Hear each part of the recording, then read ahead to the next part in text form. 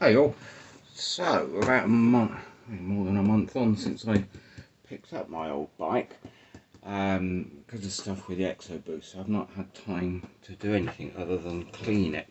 So today I was supposed to be doing a Sporting Bears day, taking people out for rides in the car, but despite what it looks like here down in Dorset, it's forecasted for thunderstorms and stuff, so unfortunately I've ducked out of that. I'm going to spend the day sorting out this bike. So, join me, see what I'm up to.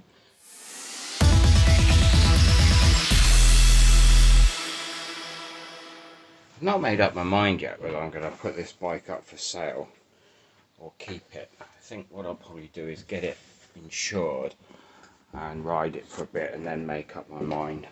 But if you are interested in a pretty unusual bike, goes really well. It's taxed and tested.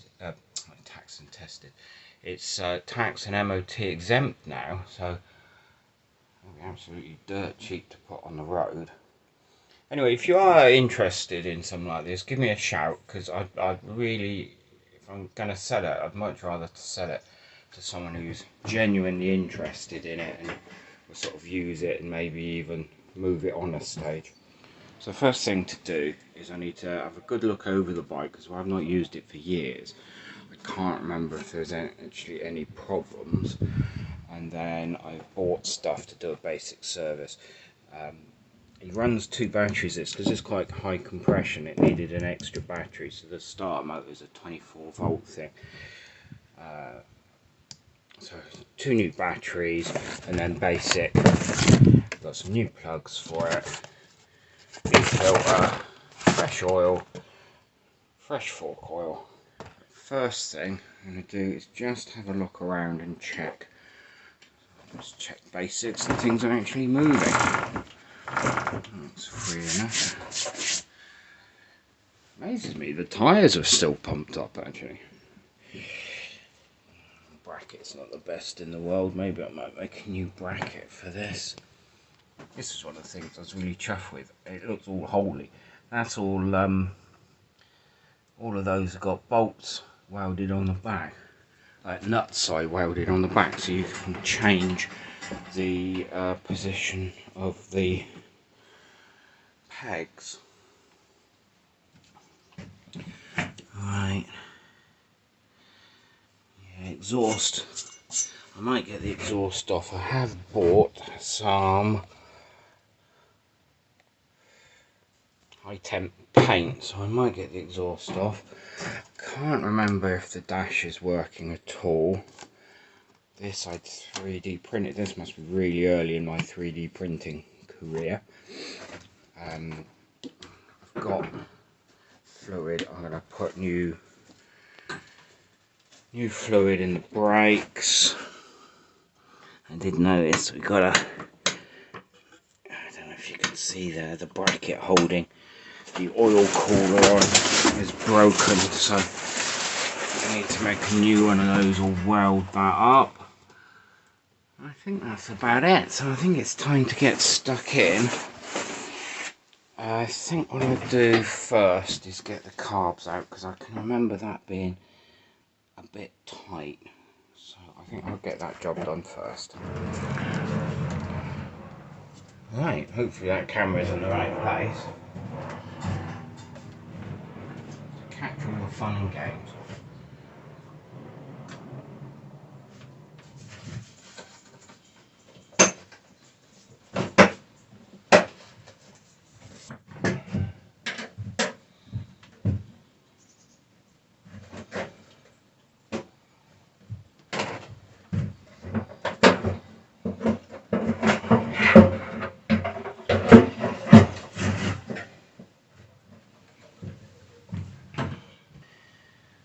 Job to do. There's a new connector on there, but I'll probably put a two pin one on there, make it a bit better.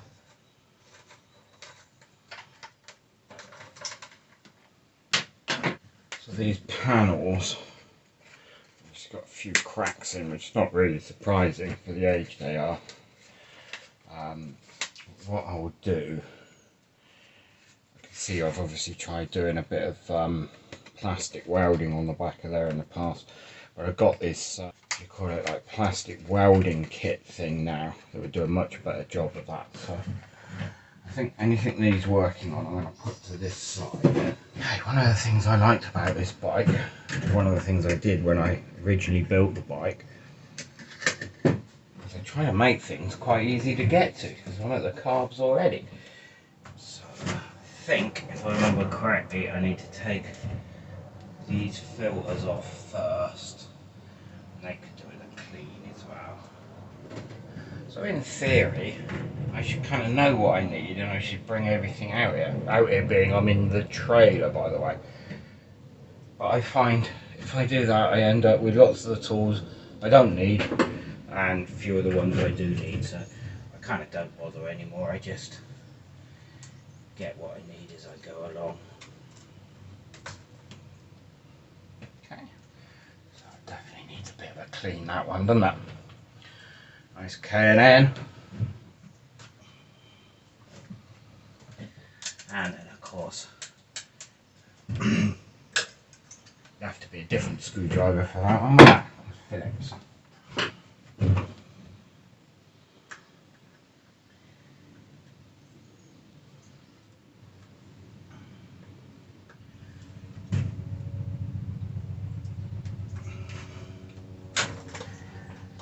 Right. I remember now, getting this throttle linkage on, that was the difficult bit. Absolute bastard. So remembering what a bastard that was, I'm just thinking, can I actually strip the carbs down? Is it still connected? So basically I want to get the jets and the needles out and put them through that ultrasonic bath. All these and see how much movement we've got. Yeah. I seem to remember it being really difficult getting in on that linkage. So I'm going to take them apart right here. Little takeaway tray to put the parts in. Put this underneath. Hopefully it will catch any bits I drop. Time to get the tops off, because that's where the needles live. It's a bit tighter that side with this. It's still doable, it's still easier, because that's definitely not false memory about that being a pain in the arse.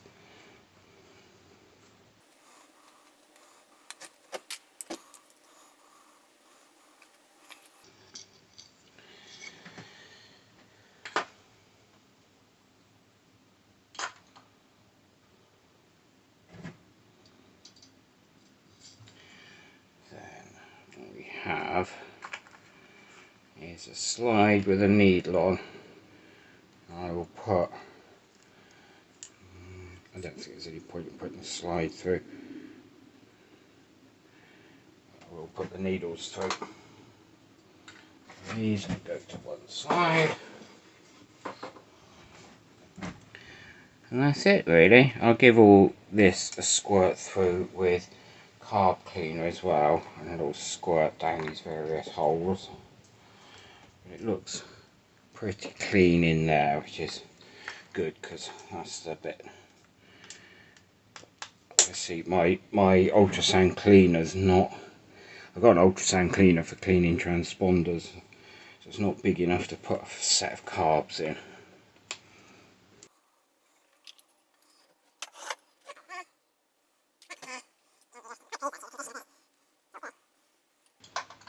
I was a bit worried that looking in here that this rubber might be starting to get old and brittle. God knows where I already got replacements from, but that's all good.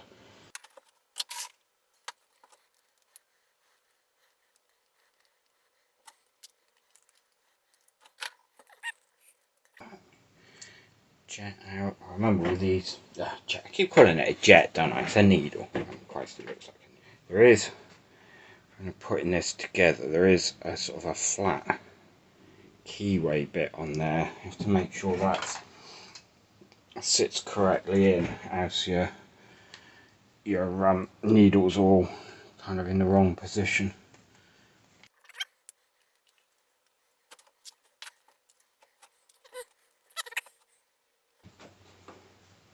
So I'm going to go get the carb cleaner and spray a bit through before I move this somewhere safer before I knock it all on the floor. So carb cleaner, I'm going to give you Sean's safety tip of the day. This stuff's under really high pressure, and sometimes when you try spraying it down the smaller holes, it shoots back. So I've learned this the hard way. Put some glasses or some safety things on. Like that.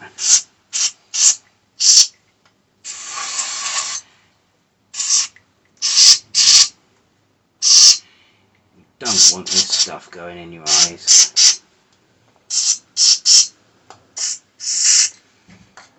Basically, it's trying to get it in and squirt it through all the little holes. And I said this is all pretty clean. I'll give it a spray around.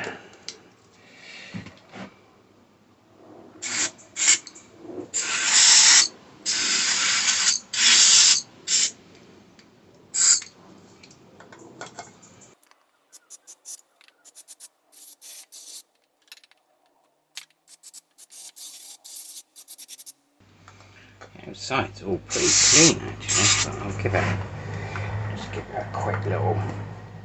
It's best to try and keep it away from paint as well. Give it a little squirt around there because these bits are damn near impossible to get to give a clean when it's all together.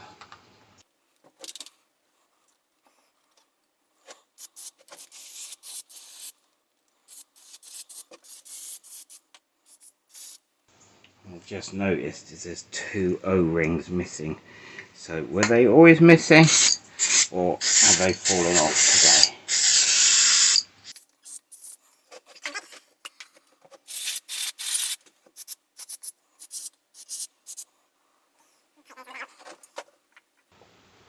I suspect the other 2 have fallen out on the floor. I'll either find them. What I do have is a very handy box with like loads of different size O-rings in. You get these things off eBay actually. These like come in handy things. So I got a box like with O-rings and circlip, you know, the multi-size thing. Definitely worth having in your garage because it's so bloody annoying.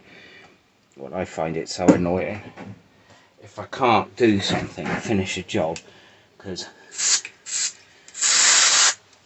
an O-ring's missing or needs changing. I just want to get on with it.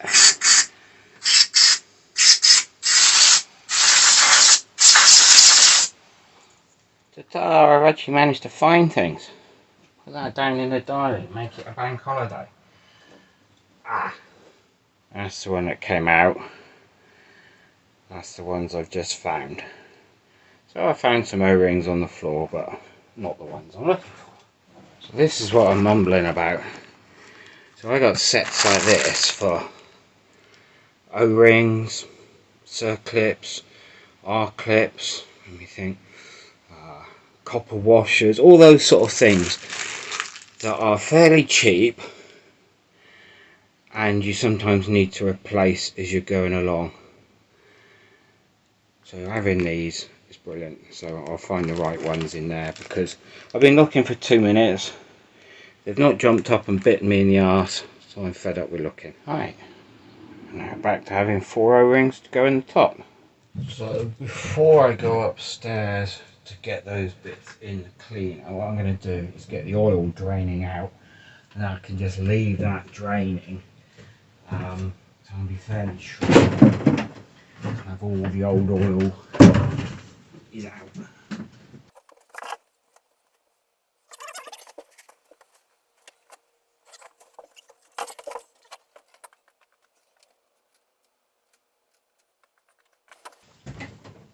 Right, I reckon it's 17, but I've got a few, because I'll probably be wrong.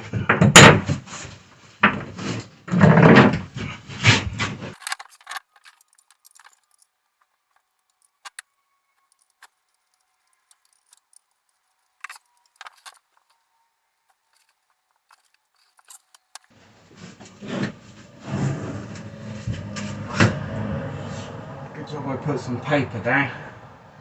I thought that still had another half a turn to come off there. That oil was actually quite clean coming out of there, I guess. It hadn't done many miles since I last did an oil change. And poor old bike, I had sort of stopped using it. It's got one of those magnetic sump plugs as well, which is handy, so if anything's starting to go wrong, it tends to stick.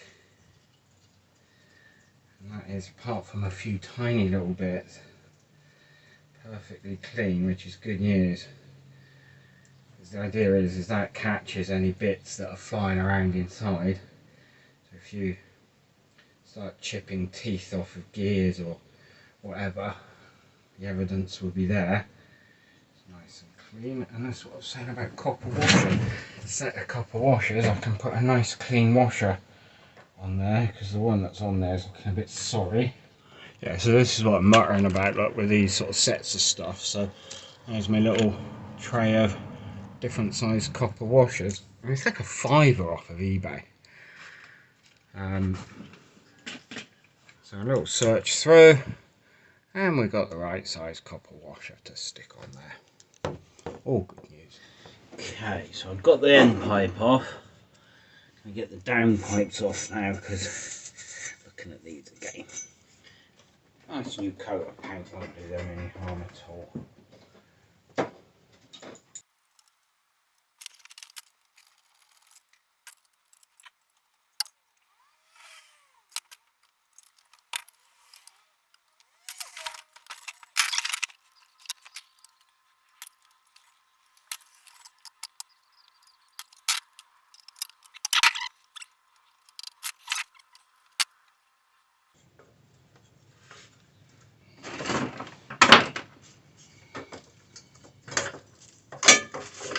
That's lightweight, that system.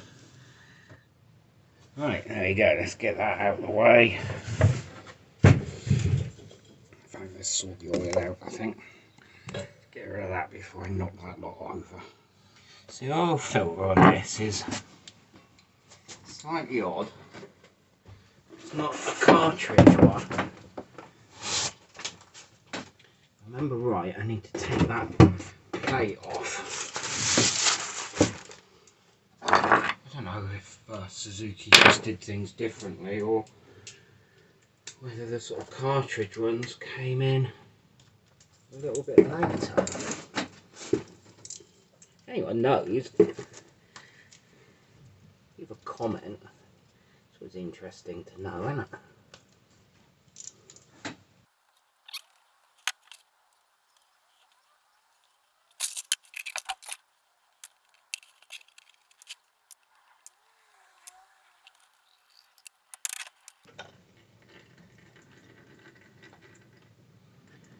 There's this sort of spring arrangement on there, and a cartridge. So leave that in there. Give that a good clean. A nice new one with a new O-ring.